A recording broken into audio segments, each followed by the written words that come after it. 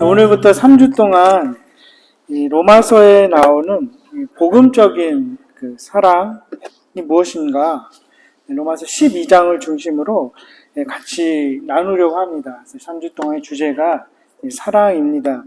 로마서에는 중요한 단어들이 많이 나오죠. 하나님의 의, 그다음에 믿음, 그다음에 어떤 사람들의 죄, 그다음에 율법, 이런 것들이 쭉 나옵니다. 그리고 성령, 사랑 역시 중요한 주제 중에 하나이죠. 근데 사랑하면 떠오르는 성경 본문이 어디일까요? 대부분 오랫동안 신앙생활을 하신 분들은 아마 이렇게 떠오르실 겁니다. 고린도전서 13장이죠.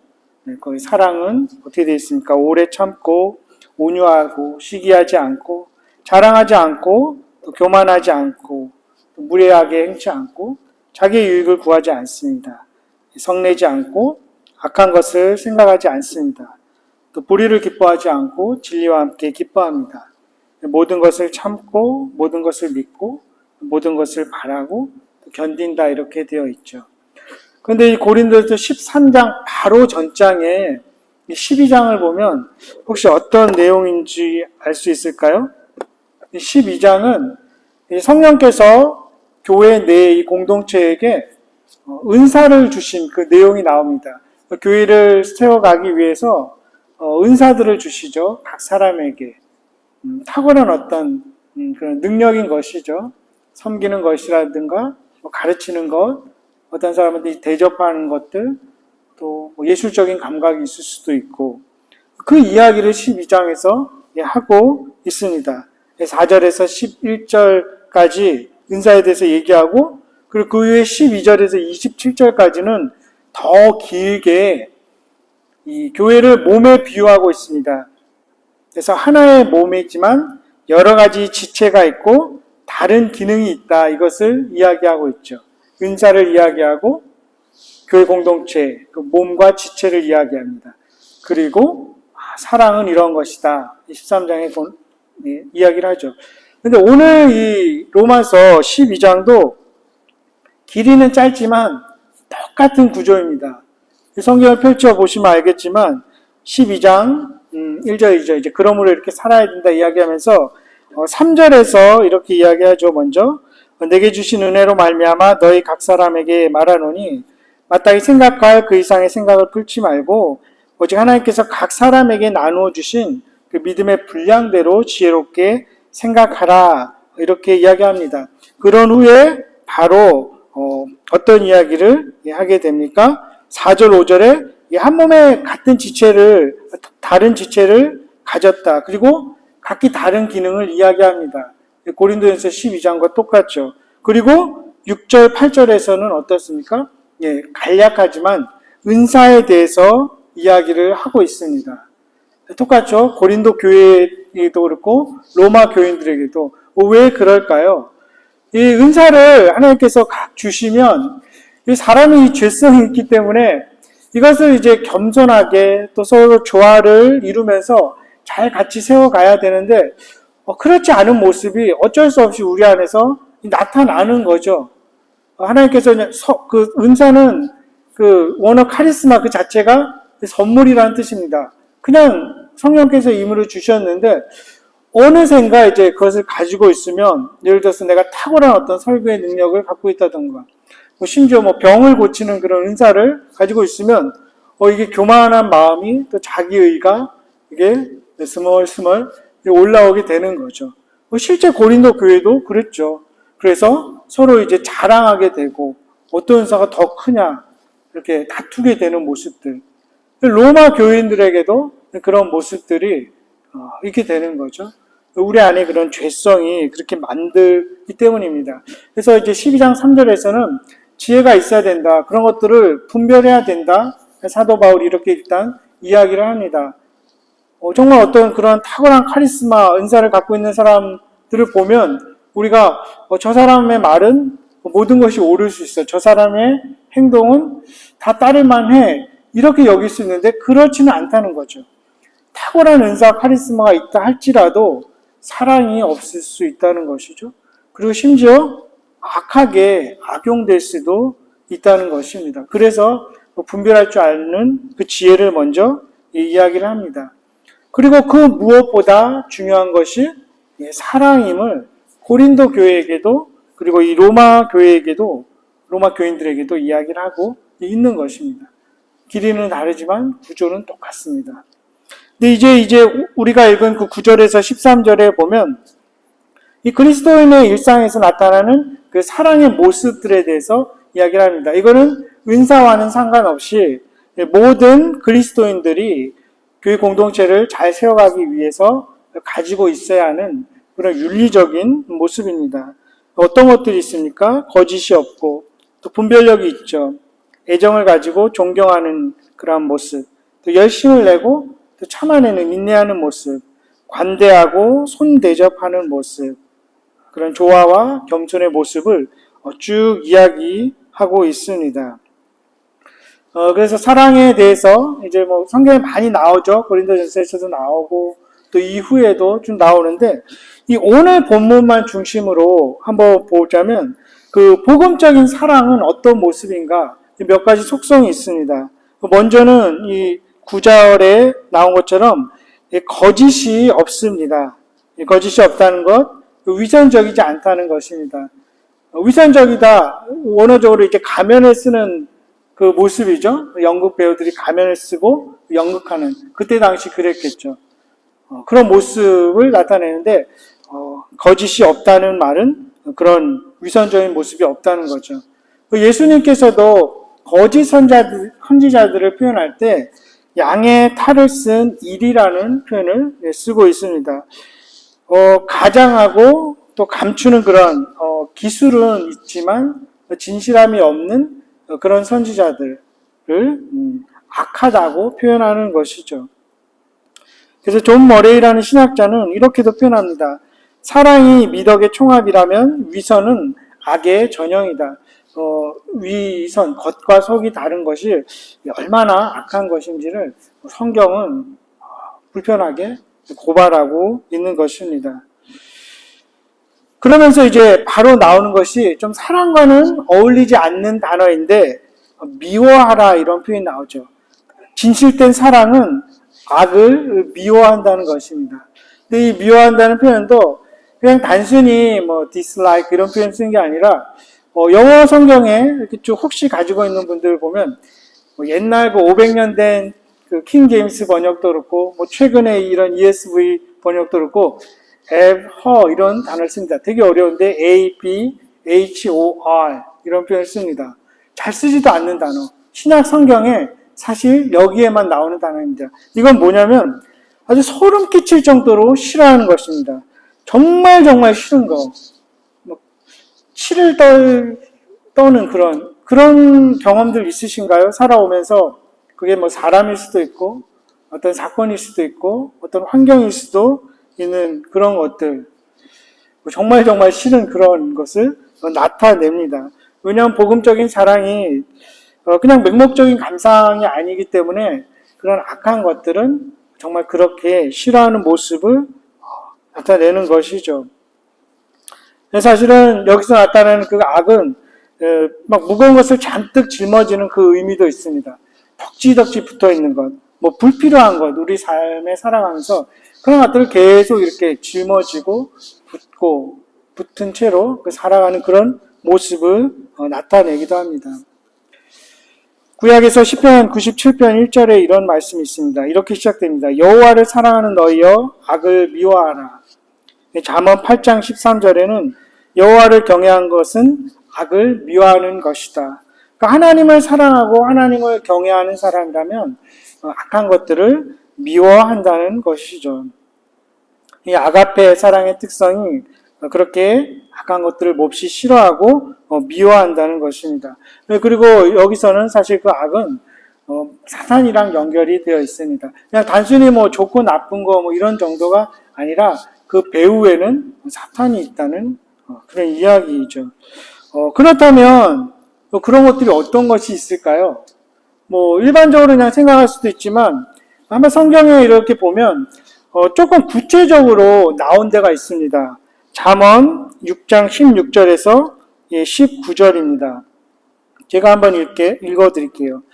여호와께서 미워하시는 것, 곧 그의 마음에 싫어하시는 것이 67가지이니 곧 교만한 눈과 거짓된 혀와 무죄한 자의 피를 흘리는 손과 악한 계교를 꾀하는 마음과 빨리 악으로 달려가는 발과 거짓을 말하는 망령된 증인과 형제의 사이를 이간하는 자다.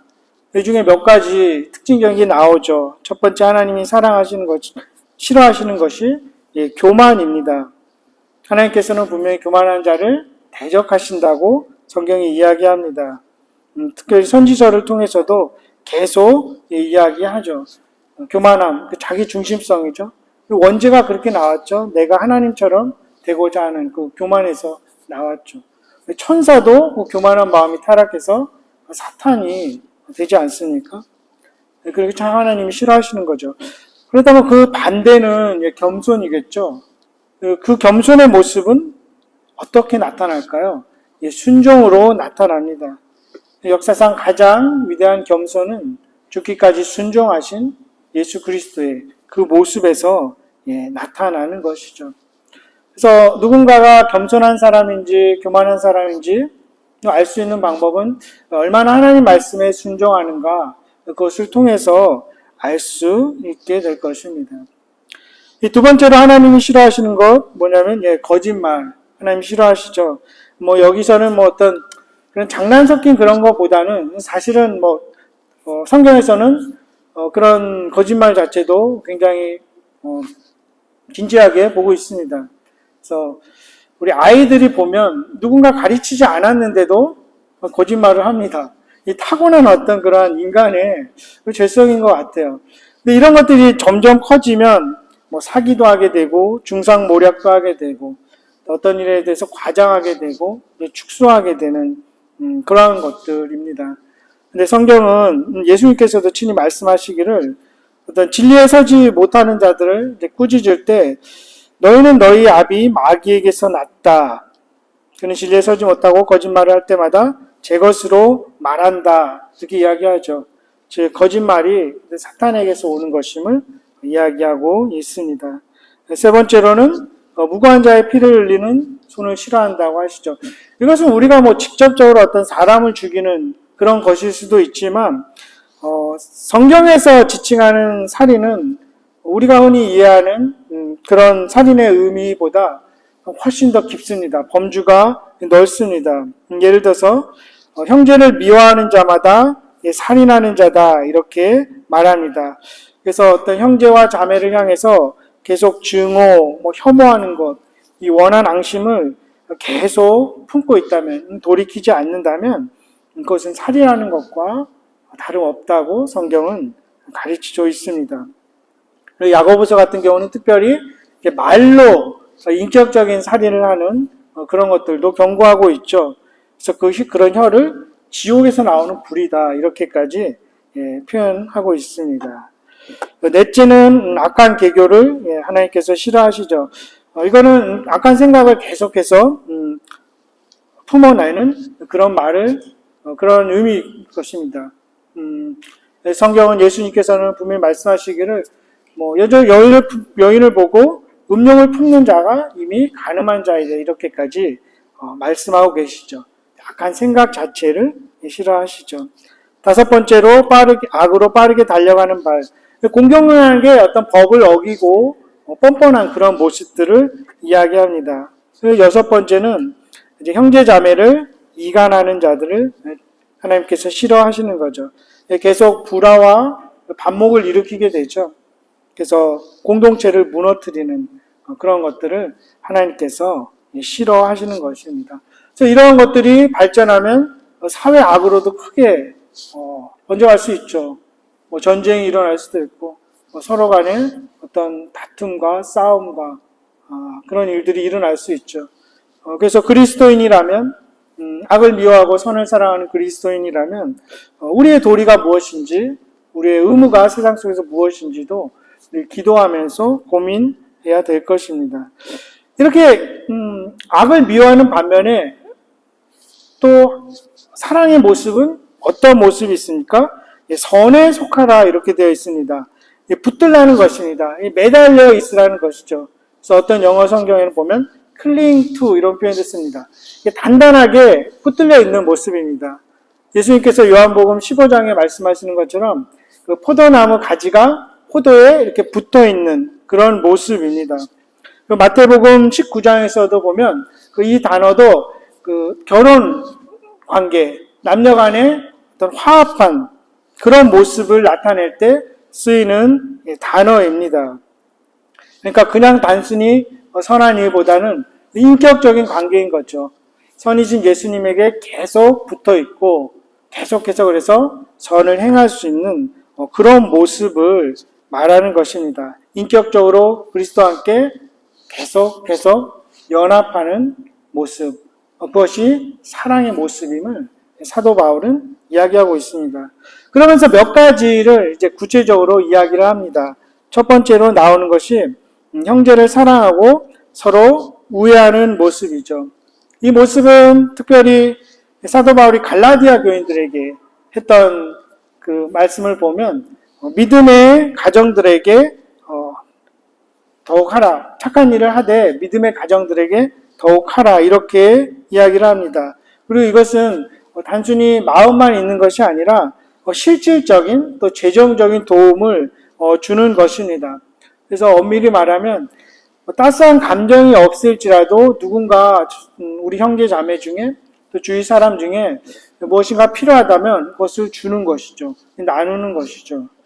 제가 볼 때 저희 교회 성도님들이 이게 참 탁월한 것 같습니다. 이렇게 나누고 주고 챙기고 이런 모습들이 정말 탁월하고 귀하다고 객관적으로 자부할 수 있습니다.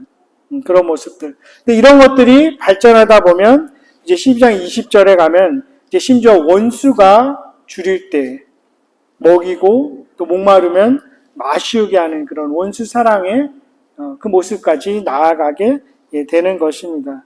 그리고 두 번째로는 손 대접하기를 힘쓰는 것입니다. 물론 이제 여기에 보면 다른 모습들이 있습니다. 게으르지 말고 열심을 품고 주를 섬기라 이런 모습들인데 이걸 다음 주에 제가 같이 나누려고 합니다. 이 사랑에 방해가 되는 것 중에 특징적인 것이 게으름과 이 실증입니다. 그리고 이제 그 다음 주에는 참 어려운 건데 용서에 대해서 성경이 말하는 그 용서가 무엇인가 로마서를 중심으로 나누려고 합니다. 근데 오늘 이 본문에서 좀 포커스를 두는 것은 이 손 대접하는 것입니다. 그 당시에는 낯선 사람을 대하는 것, 받아들이고 그 사람들을 먹이고 재우는 것이 정말 쉽지 않은 것이었습니다. 물론 지금도 그렇죠. 잘 알지 못하는 사람 집에 들이는 것이 그렇게 쉽지 않습니다.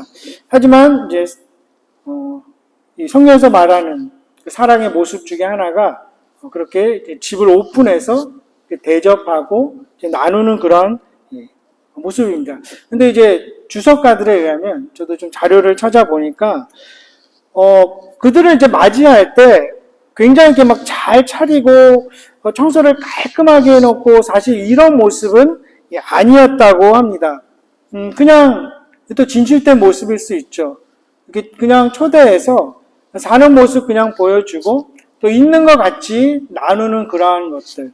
그리고 허드렛 일 할 게 있다면 손님이라고 할지라도 같이 하는 그런 모습들.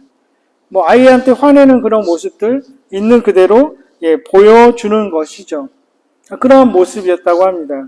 그것이 거짓이 없는 진실한 사랑의 한 단면일 수 있을 겁니다. 또 이와는 반대로 우리가 복음서에서 보면 예수님을 초대했던 그런 바리새인은 잘 초대한 것 같지만 속으로는 깔보고 있었던 거죠. 예수님을 깔보고 있었던 그것이 아니라 진실한 환대, 진실한 사랑은 비록 투박하고 소박하지만 그대로 보여주고 나누는 그런 모습을 이야기하고 있습니다. 이 말씀을 준비하면서 두 분의 목사님이 제가 떠올랐습니다. 한 사람은 함께 공부했던 후배 목사님인데 이제 한국에서 굉장히 큰 교회 부목사님으로 사역을 하게 됐어요. 근데 그 목사님하고 예전에 한번 통화하면서 이런 이야기도 하더라고요. 그 교회에서는 그 부목사님들 절대로 이렇게 눈도 잘 안 마주친다 그랬더라고요. 이렇게 성도님들하고 말도 잘 안 섞고. 그 이유가 신비감을 줘야 되기 때문에 그런다고 그렇습니다. 근데 이해도 돼요. 왜냐하면 우리가 알지만 일주일만 같이 살다 보면, 1년만 같이 지내다 보면 서로의 이런 모습들, 적나라한 모습들이 다 드러나잖아요. 그러면 실망하게 되고 이런 모습들. 근데 이제 교회적으로는 그런 모습이 목회에 이제 방해가 되기 때문에 이제 최대한 어떻게 보면 좀 감추는 거죠. 이렇게 그걸 하는 거 이해도 돼요. 그런 모습이 있어야 뭐 또 가르칠 때, 설교할 때 뭐 권위가 쓸까 싶기도 한데 또 한편으로는 좀 씁쓸한 거죠. 답답함이 있는 거죠. 그런 스킬만을 배워야 하나? 이런 생각이 듭니다. 그리고 또 한 분 목사님은 우리 감사 예배 때 오셔서 말씀 전해주신 그 김철민 목사님 그 말씀 중에 그 공동체에서 서로 이제 부족하고 연약한 모습을 받아들일 수 있는 그 공동체를 한번 떠올려 봤습니다.